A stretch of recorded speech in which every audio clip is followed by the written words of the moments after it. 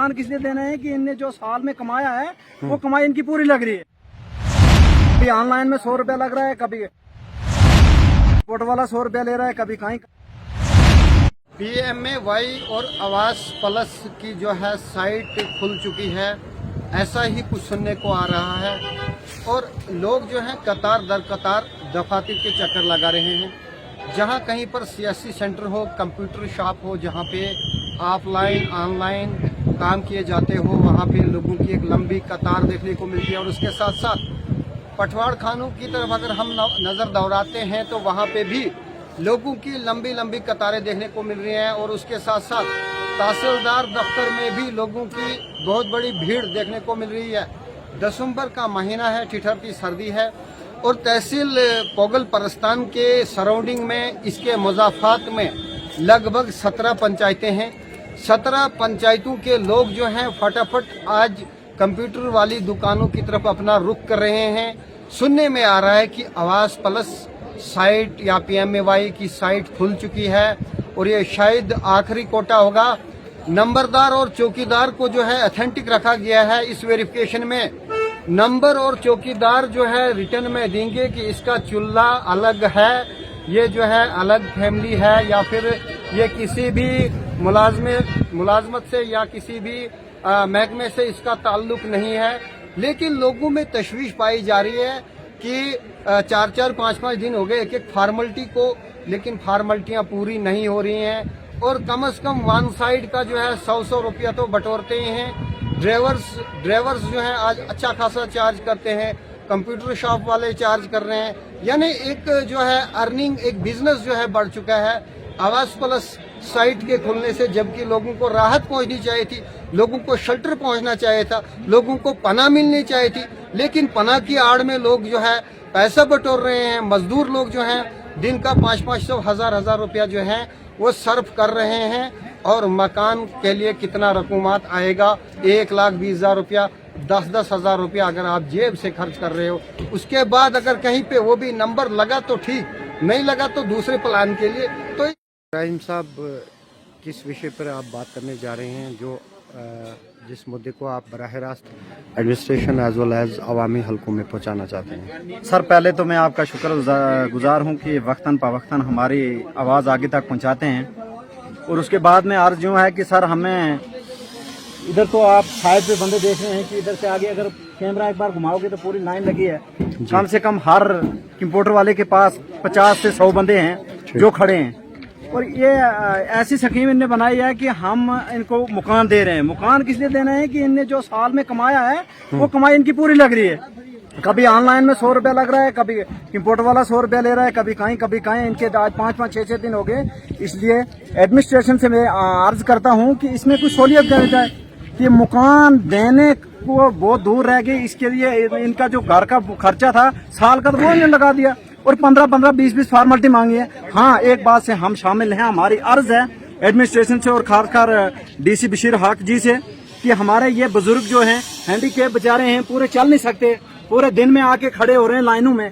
तो इनसे अर्ज है कि इनकी कुछ फॉर्मेलिटियां कम कर दें, जैसे कि नंबरदार या चौकीदार हो या खासकर मुलाजिम को अलग करके आप बाकी वालों को नॉर्मल फॉर्मेलिटी जैसे पहले ले रहे थे वैसी फॉर्मेलिटी लेकर इन पे कुछ नजर आसानी करें।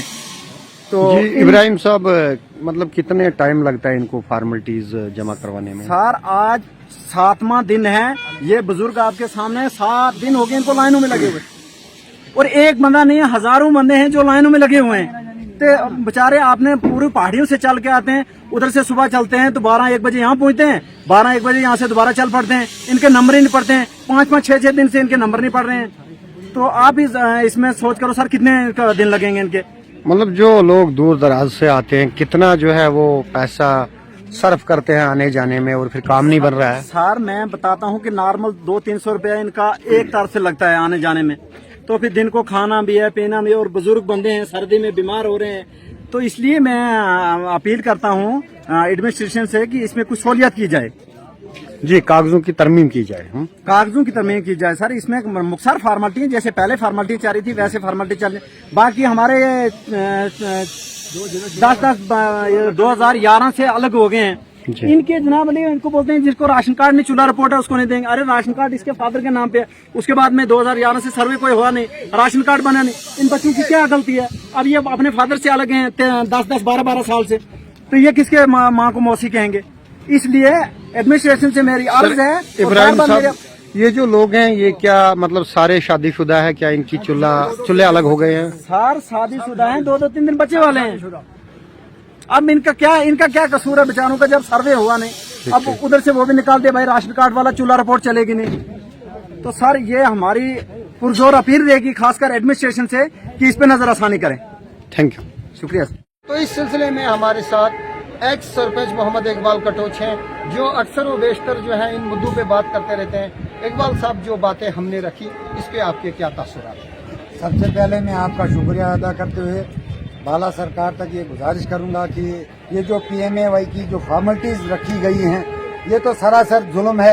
ये नाइंसाफी की बदतरीन मिसाल है कि एक मामूली से PMAY सारिफ को आप 11 फॉर्मेलिटीज ले रहे हैं, जैसे इस बेचारे ने कोई KS का एग्जाम यानी इंटरव्यू देना है या IAS का इंटरव्यू देना है। तो मैं आपके इस मीडिया के माध्यम से ये दरख्वास्त करूंगा कि कम से कम इस गरीब को जो है राहत दी जाए। और ये जो आप राशन कार्ड की कल बात करेंगे, तो आज इन गरीबों को लूटने से बचा दीजिए। तो मैं एडमिनिस्ट्रेशन से भी और सरकार से, चीफ मिनिस्टर साहब से, MLA साहिबान से, DDC काउंसलर से, सभी साथियों से गुजारिश करूंगा कि इन गरीबों को लूटने से बचाया जाए। एक तो आपके पास मेन पावर की किल्लत है, ऑफिसर्स अवेलेबल नहीं है, पूरी दुनिया यहाँ आन पड़ी है और ऑफिसर ही अवेलेबल नहीं है। तो बहरहाल मैं एक बार फिर से आपसे गुजारिश करूंगा कि आप इस गरीब के साथ इंसाफ नहीं जुल्म कर रहे हैं, इस जुल्म को खत्म कीजिए और कम से कम फॉर्मेलिटीज, जैसे आपके पास पंचायतें हैं, नंबरदार चौकीदार है, तो बस इतना काफी है।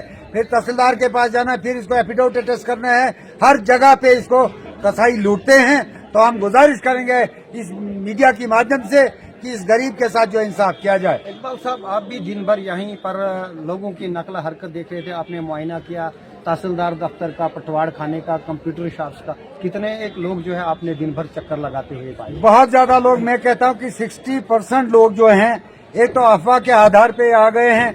दूसरा यह है कि आजकल मैंने ऑर्डर तो देखा नहीं कि जिसके लिए इनको रिकमेंडेशन मिली है चूल्हे पर तो मिलता नहीं है। क्योंकि मैं खुद जब सरपंच था तो उस वक्त हमको कहा गया कि एक बेनिफिशियरी को जो है राशन कार्ड होना लाजमी है, तो चूल्हे पर इनको शायद नहीं मिलेगा। अगर मिलता है, हम भी ये कहेंगे कि वाकई यही सूरत हाल है, 5-5, 6-6 बच्चे लेकर ये अलग रिहाइश कर रहे हैं, इनको इस आधार पर रिकमेंड किया जाए।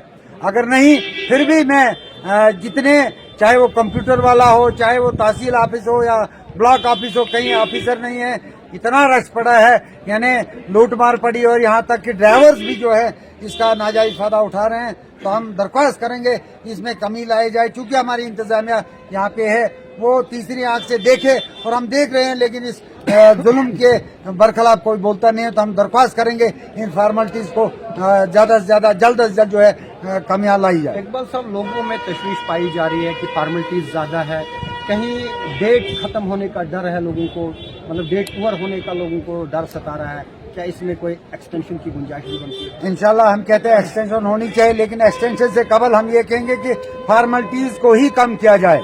जैसे नंबरदार और चौकीदार अगर सरकार ने कहा तो बहुत अच्छी बात है, वो लोकली वहाँ मिलते हैं, लेकिन ये दफातर के जो चक्कर हैं इनसे निजात दी जाए।